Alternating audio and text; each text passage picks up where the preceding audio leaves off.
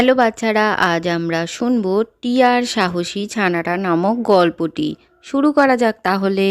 জঙ্গলের একটি বড় গাছে কুঠুরিতে টিয়া তার দুই ছানাকে নিয়ে বসবাস করত।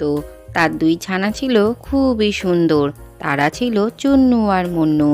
শোনো আমার ছানারা, খাবারের সন্ধান করতে আমি জঙ্গলে যাচ্ছি।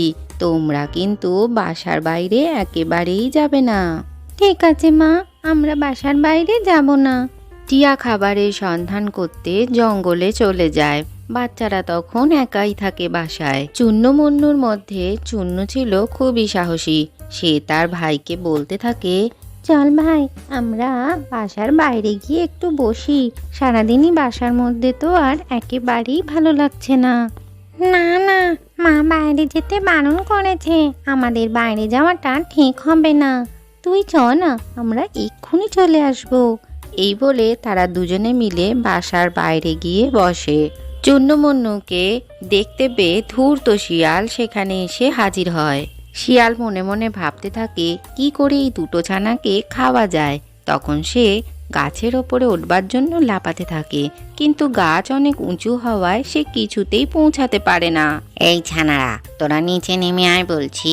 আমি কিন্তু যেতে পারলে তোদের দুটোকেই ঘাড় মোটকে খাবো। শিয়ালের কথায় ভয় পেয়ে চুন্নু মুন্নু ঘরের ভেতরে ঢুকে যায়।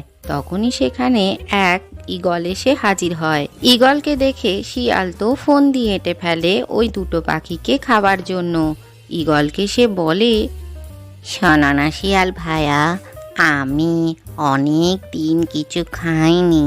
খিদেতে আমার শরীর খুব দুর্বল হয়ে পড়েছে। তুমি ওই টিয়া দুটো ছানাকে আমাকে একটু ধরে দাও না। ও তাই নাকি? ঠিক আছে, আমি তোমাকে ওই টিয়ার ছানা খাওয়ার ব্যবস্থা করে দিচ্ছি। শিয়ালের কথা মতো ঈগল তার ছানা দুটোকে খাবার জন্য তাদের ঘরের ওপরে জোরে জোরে আঘাত করতে থাকে। বাচ্চারা তো খুবই ভয় পেয়ে যায়। তখনই সেখানে টিয়া খাবার নিয়ে এসে হাজির হয়। এ তুমি কি করছো ঈগল? আমার বাসা যে ভেঙে যাবে। না, ওই শিয়াল অনেক দিন কিছু খায়নি, তার খাবারের ব্যবস্থাই আমি করছিলাম। না না, তুমি এ কাজ করো না। ওই ধূর্ত শিয়াল খুবই দুষ্টু। ও ইচ্ছা করে আমার ছানাদের খাবার জন্য তোমাকে কথা বলেছে। তাই নাকি? ও আমাকে মিথ্যে কথা বলেছে। দাঁড়াও, ওর ব্যবস্থা আমি করছি। ধূর্ত শিয়াল, তুমি টিয়ার ছানাদের খাবার জন্য আমাকে মিথ্যে কথা বলেছিলে। আমি এবার তোমাকে ছাড়বো না।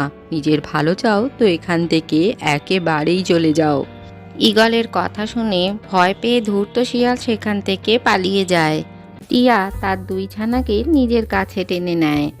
মা, আমরা দুজনে একেবারেই ভয় পাইনি শিয়াল আর ঈগলকে। আমরা সময় মতো ঘরে চলে এসেছিলাম। আমি জানি আমার ছানারা, তোমরা খুবই সাহসী। ঠিক কাজই করেছো তোমরা। আজকের গল্পটি থেকে কি শিখলে বাচ্চারা? বুদ্ধি আর সাহস থাকলে যে কোনো সমস্যারই সহজেই সমাধান করা যায়। ভিডিওটি ভালো লাগলে চ্যানেলটিকে লাইক ও শেয়ার করে সাবস্ক্রাইব করে দিও।